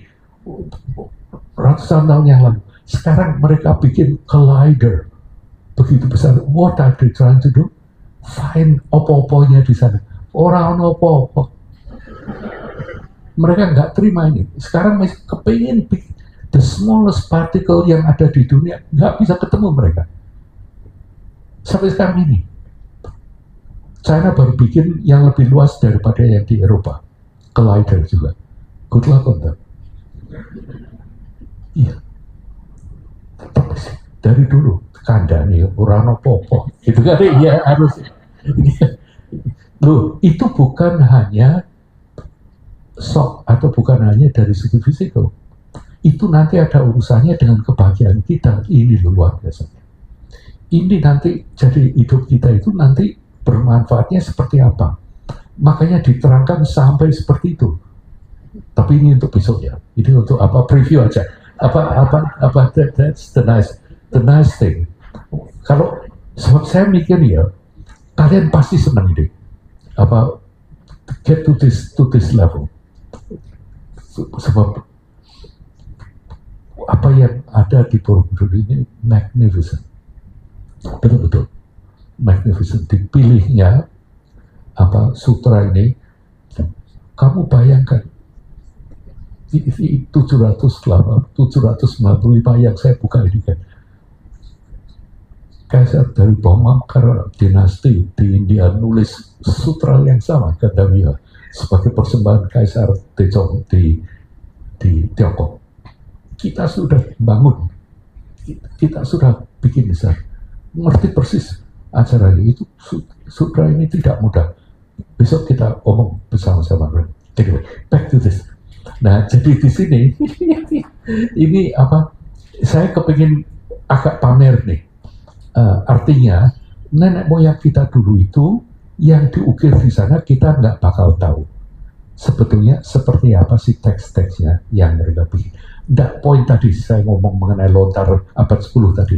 Ya, lontar abad 10 dianggap otentik, right? Mereka nggak akan mempertanyakan ini sumbernya dari mana. Borobudur abad ke-8 yang dipersoalkan oleh pakar-pakar barat ini, sumbernya dari mana? Teksnya teks apa? Gitu. Mereka mulai tahu ada begitu, cuma mereka karena nggak pernah ketemu persis, lalu kita kepada kita bilang, no, hang on a minute, ini nggak fair kan? Itu Borobudur itu juga prasasti, terukur ini kan gitu.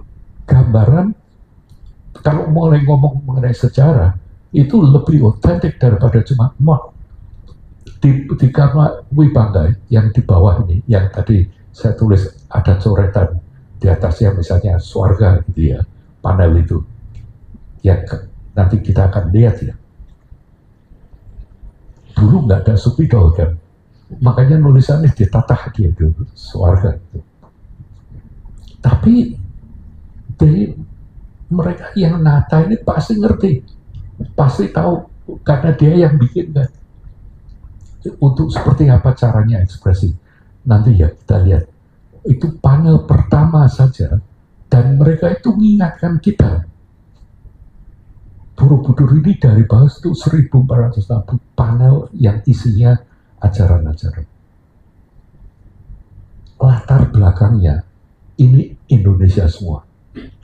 Rumah-rumah yang muncul, kapal-kapal yang dipakai, satwa yang ada, tumbuh-tumbuhan, itu yang ada di sini. Itu ajaran. Itu selalu ngomong kita, ya tahu nanti 2025 kalian juga akan mempelajari di sini. Tapi situasinya masih sama nih. Neng kini, saiki ini, masih sama. Harus tetap akan ada. Kamu jangan lupa konteksmu. Bukannya kita lalu bilang Indonesia ini yang paling bagus. Enggak, harus bangga dong jadi orang Indonesia, harus bersyukur jadi orang Indonesia. Nenek moyang kita ini nenek moyang pinter, orang yang benar. Jangan terlalu kita cuma lihat konten terus ya, apa itu ya oke sih ya. Cuma artinya dulu itu kita ini paling tidak berkesempatan membandingkan dengan Buddha Dharma yang ada kebanyakan di waktu itu. Kita ini salah satu, kalau tidak yang ngetok, paling tidak barengan dengan India. Itu filosofi zaman keemasan perkembangan agama Buddha. Kita salah satu pusatnya. Ya, pengertiannya. Coba kita bayangkan.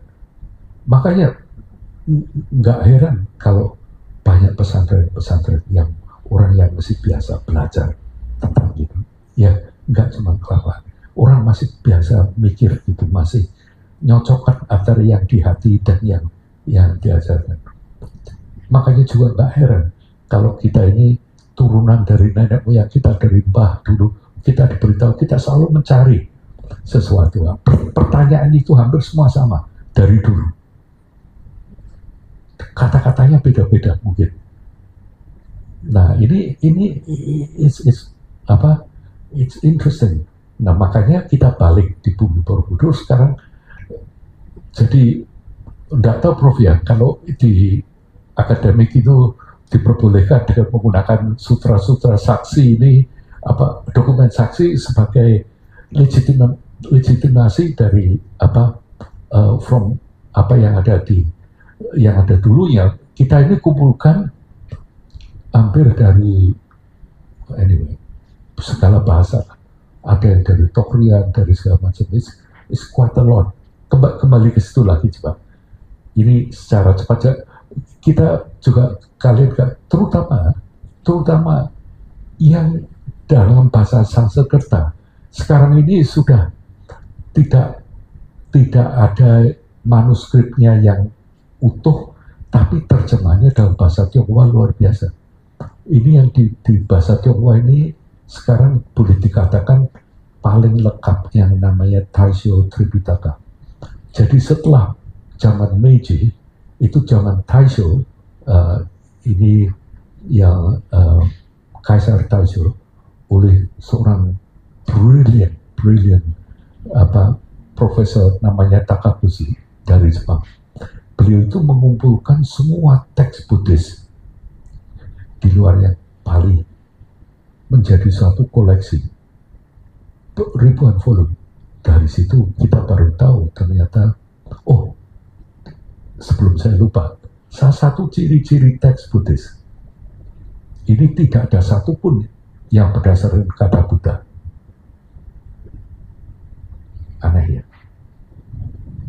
Jadi sutra itu jelas bukan omongan Buddha.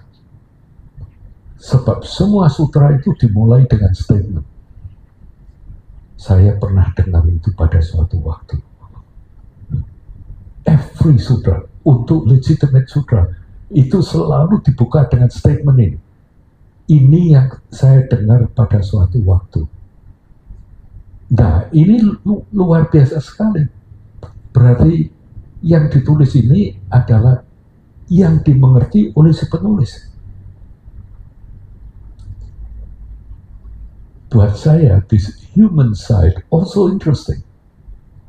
Artinya, ini loh, kamanungsanya itu masih ada gitu.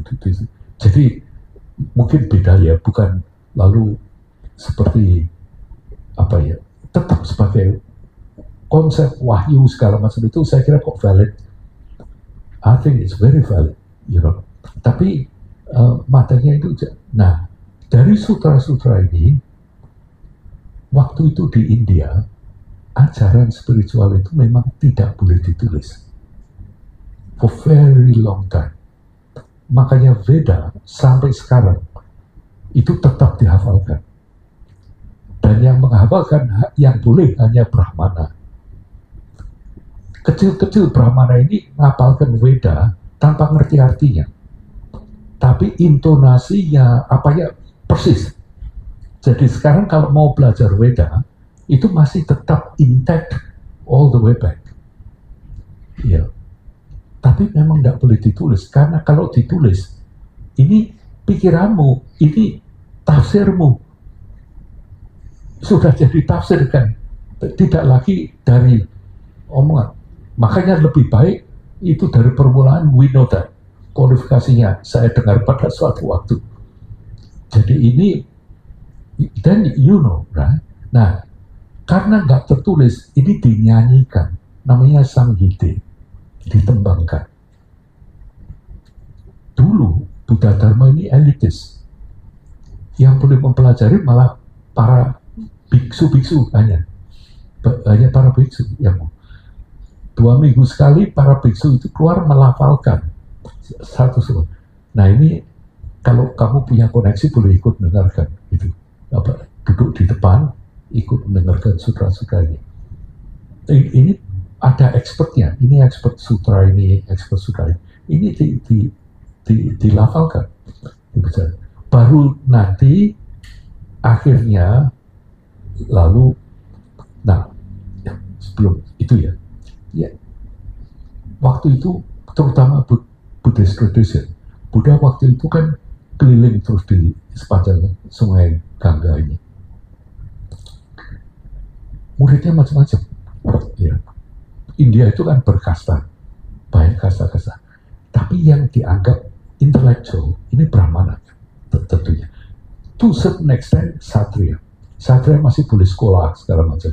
Yang bawah, forget it, gitu. Yang Brahmana ini mulai mikir.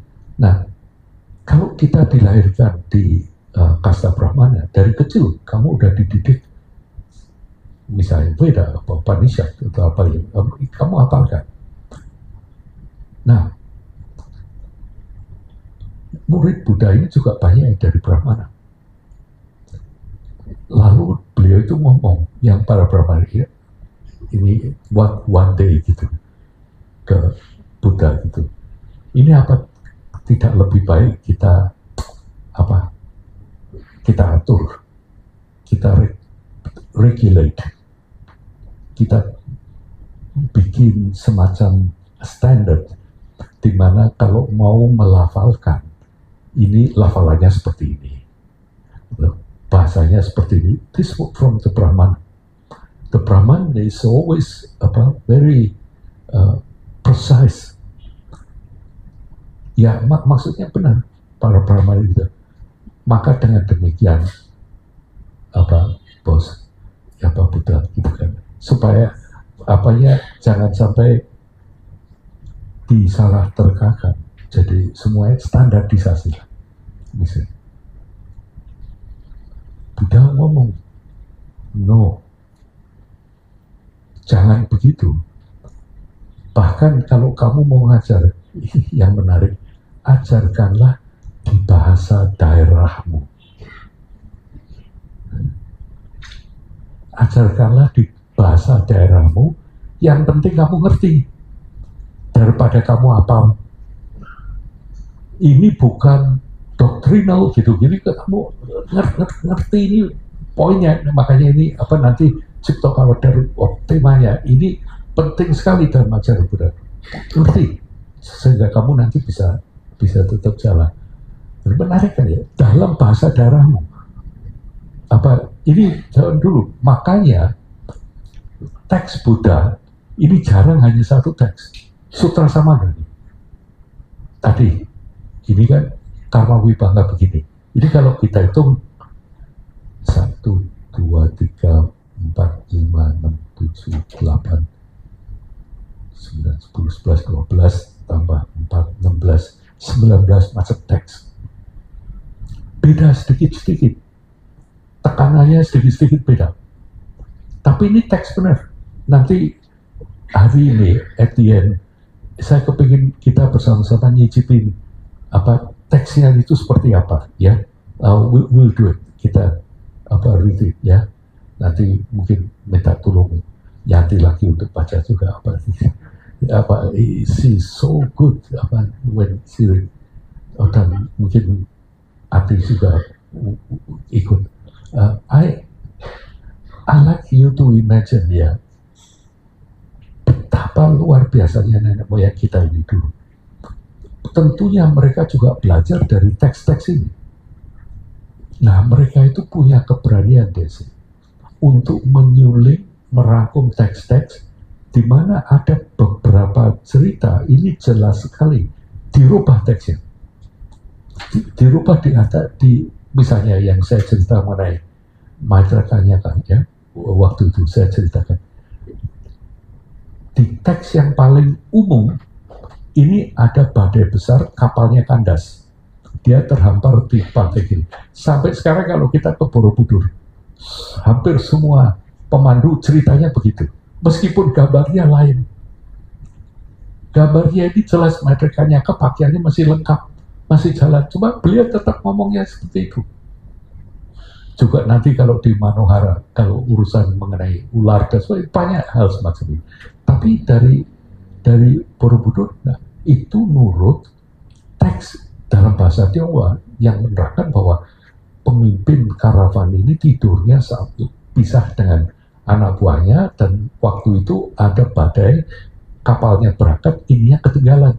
Makanya Maitreya Kanyakan masih pakaiannya lengkap, masih pakai topong, masih. Berarti nenek moyang kita dulu itu milih apa tuh yang cocok untuk ini, dan it's acceptable. Dan it's acceptable.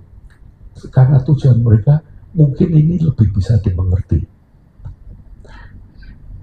Padahal ya kalau kita bilang angin baratan di Jawa ini juga kencang sekali loh. Kita juga mengalami banyak kapal kandas kan. Tapi mereka memilih lebih baik pakai cerita yang seperti ini, hal-hal semacam ini. Jadi dalam teks atau sutra Buddhis ini sangat lumrah kalau ada beberapa versi.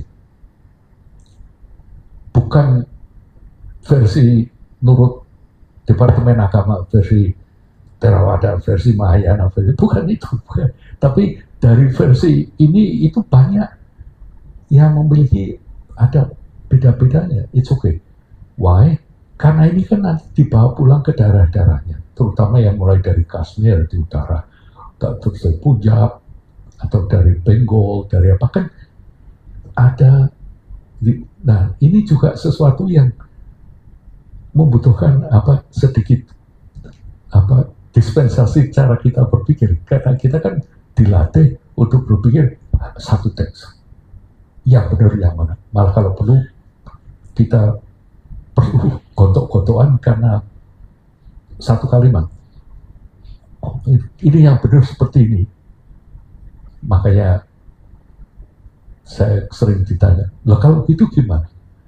Gini loh, kalau di Buddha Dhamma itu ya tradisinya yang diturunkan, kira-kira loh saya cuma ngomong. Mestinya kalau kamu bantah-bantah sama orang, kamu ngerti kan, dia punya pendapat.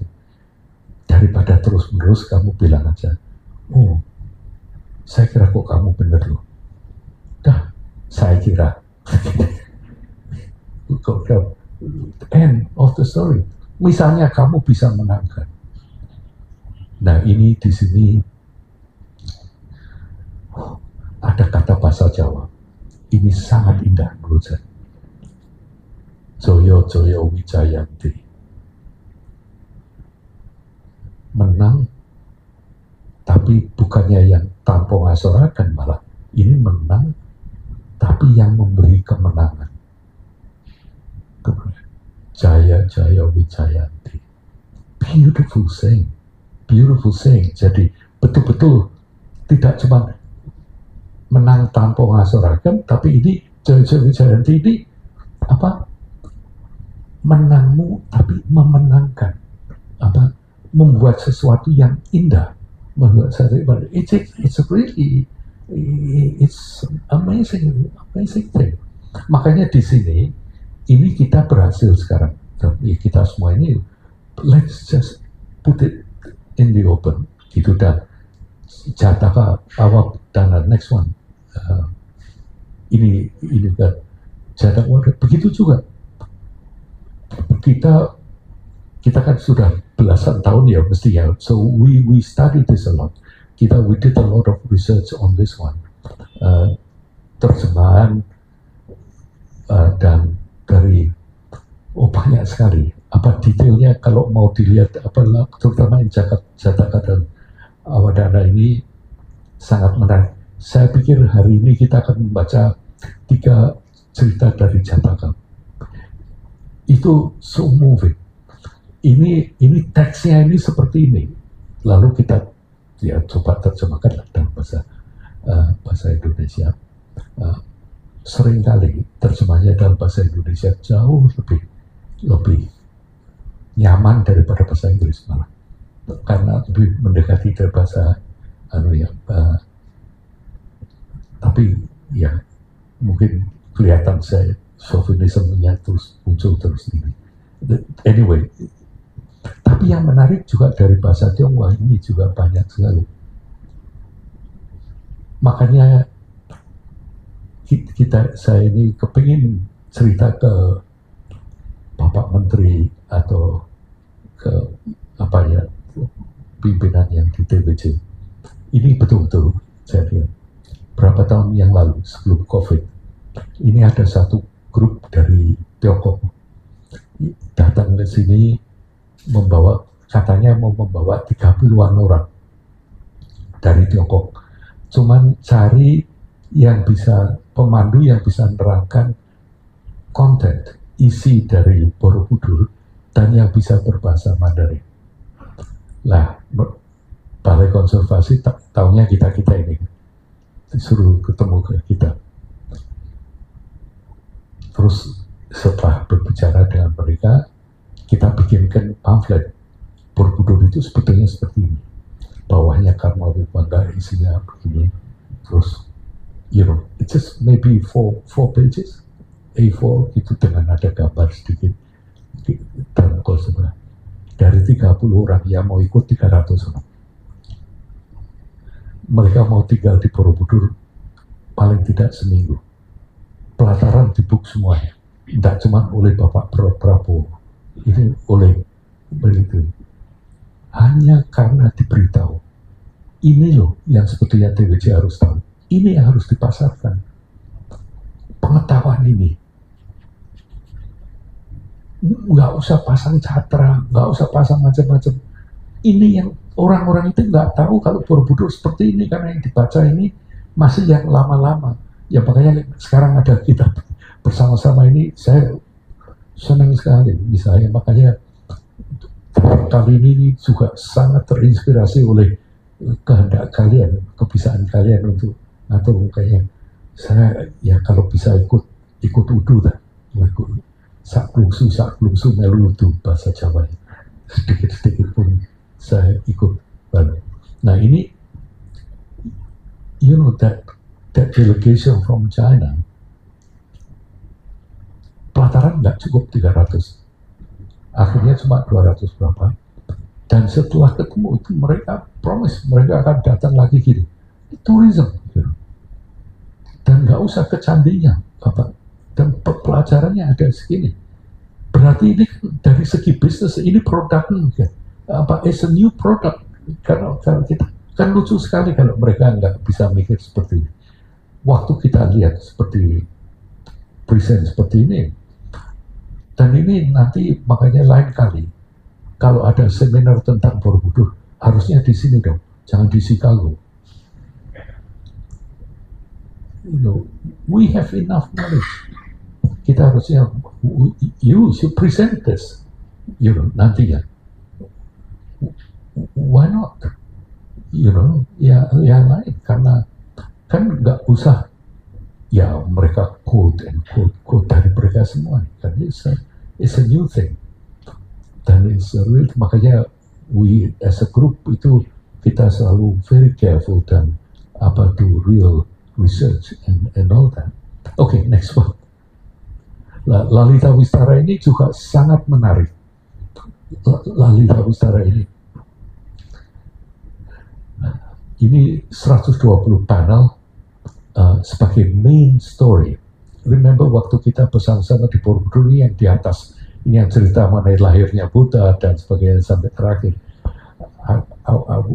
I wish we could do that, you know, tapi juga terlalu lama. Intinya ini adalah karir terakhir dari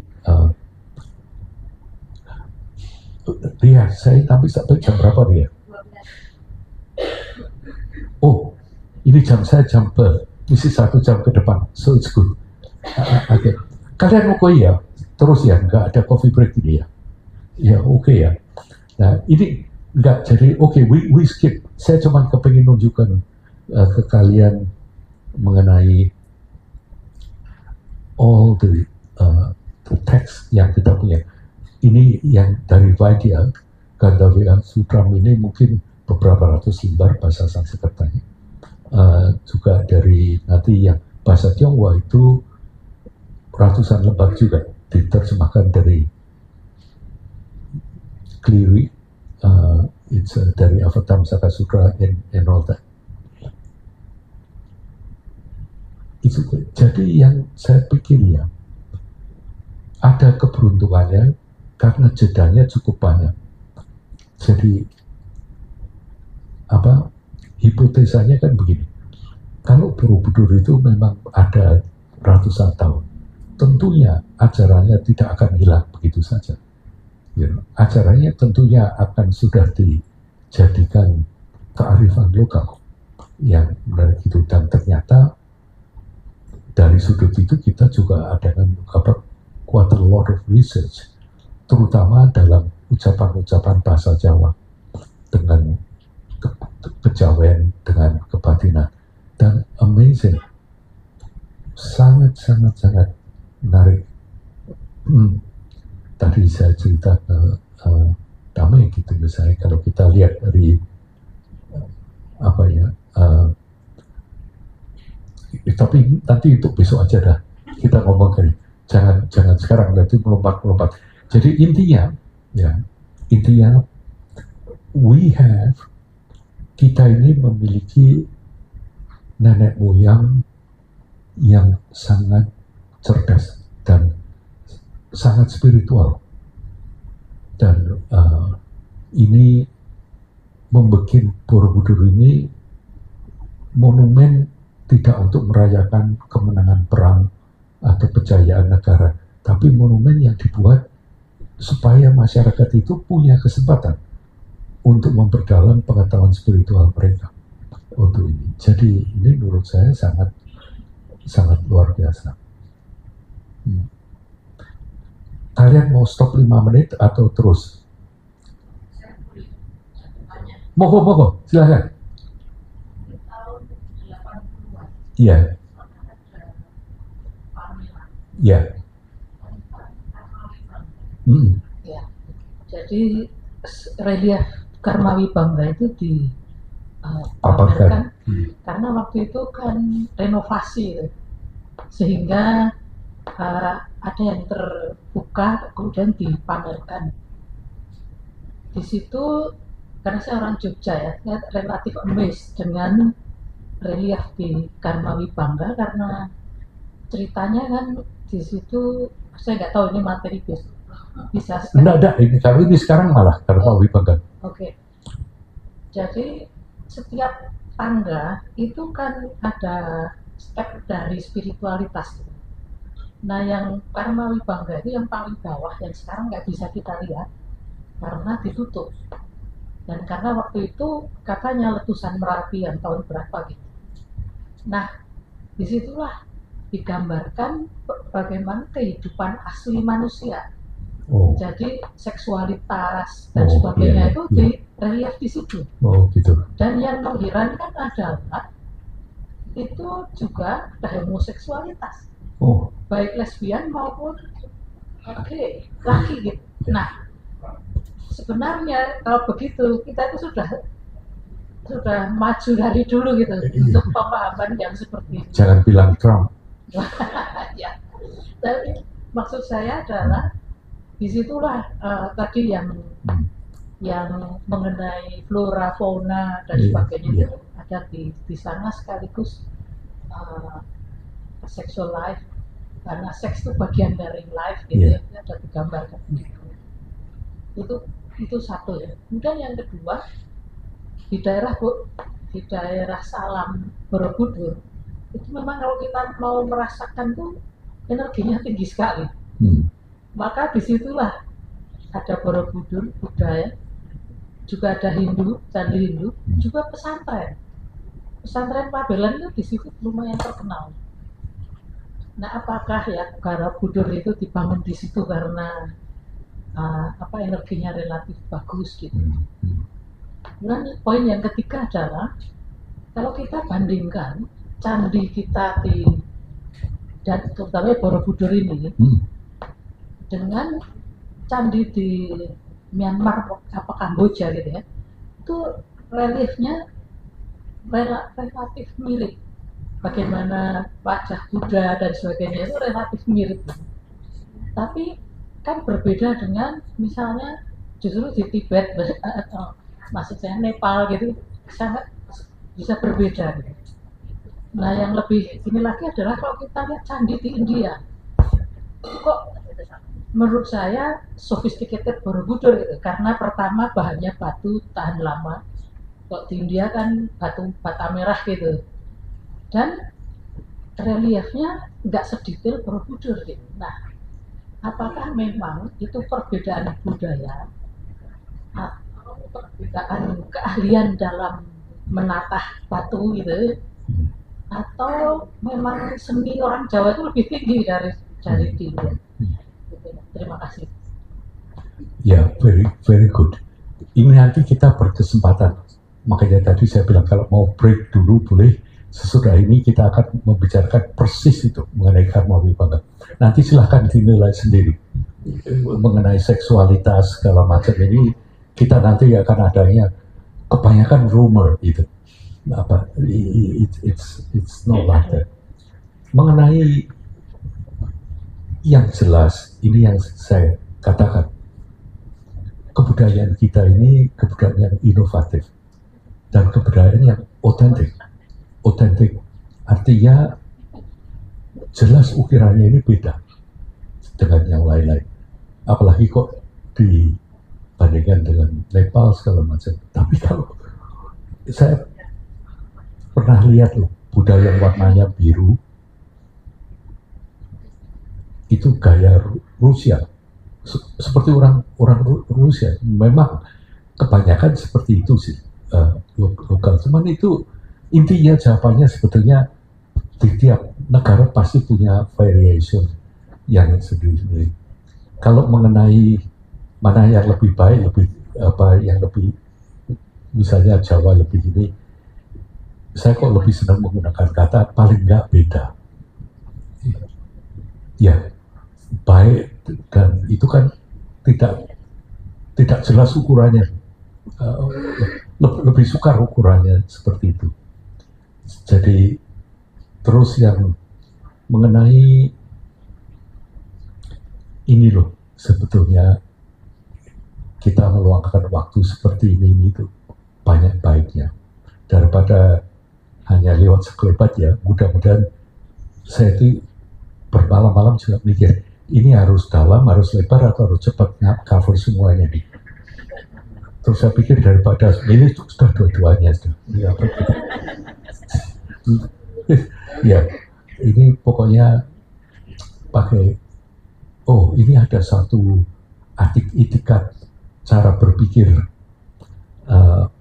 dari Borobudur juga kalau diurut, cuma sudah menjadi kata bahasa Jawa, malah istilahnya itu mungkin agak kampungan ya, urusan hasil mbuh rawuh. Ini attitude yang luar biasa. Artinya kita boleh usahakan semacam apapun, tapi jangan terpukau, jangan mengharuskan hasilnya harus seperti ini. Sebab waktu itu saya tanya ke kalian kan, berapa persen dari hidupmu itu sesuai dengan rencanamu? Gak banyak. Tapi ini ada yang mendorong kita untuk berbuat begini, berbuat ini. Ini yang namanya berkah. Ini yang kita kumpulkan, nanti jadinya seperti mengenai hasilnya nanti mbuh rawuh gitu. Artinya attitude di mana kita tidak lagi attached to result, tapi sebetulnya concentrate on the process. Karena yang proses itu yang bisa kita bisa berbuat sesuatu lah, urusan prosesnya. Mengenai result itu pasti pas, nggak sehasil yang nggak pas. Lalu saya ngomong, dengan attitude seperti itu kita tidak akan pernah gagal. Loh, kok aneh? Sebab saya tanya, menurut kamu gagal itu definisinya apa? Ternyata definisinya kebanyakan loh. Jika harapan kita tidak sesuai dengan hasil, itu disebut gagal kan? Berarti ada dua hal nih, yang satu hasil, yang satu harapan. Yang kemungkinan nggak pas yang mana gitu. Kalau hasil itu nggak mungkin nggak pas sebetulnya loh. Kalau situasi kondisi ini semuanya itu hasilnya persis seperti itu. Nah yang keliru ini kerja harapan. Nah makanya kita yang ini yang agak isinya style kendo aja. Nggak usah terlalu. Jadi tentu kita berharap jelas sebagai manusia. Tentu kita punya arah, kita punya sense of direction gitu. Jadi nanti ya nanti kita ngomongkan ke Karma Wibangga. Jadi Karma Wibangga ini ada 160 panel, ada dasar sutranya, itu betul-betul menurut sutranya, dan itu nanti bisa dibagi ada 50 topik. Misalnya topik untuk hidup panjang ada 10 sebabnya, topik berwibawa ada 10 sebabnya, mengapa kok kita kalau ngomong tidak diperhatikan oleh orang, ini ada 10 sebabnya, dan sebagainya. Nanti kita bersama-sama, kalau nggak break, kita terus aja ya. Atau mau break? Break, oke. 5 menit ya. Oke ya. Oke, break 5 menit.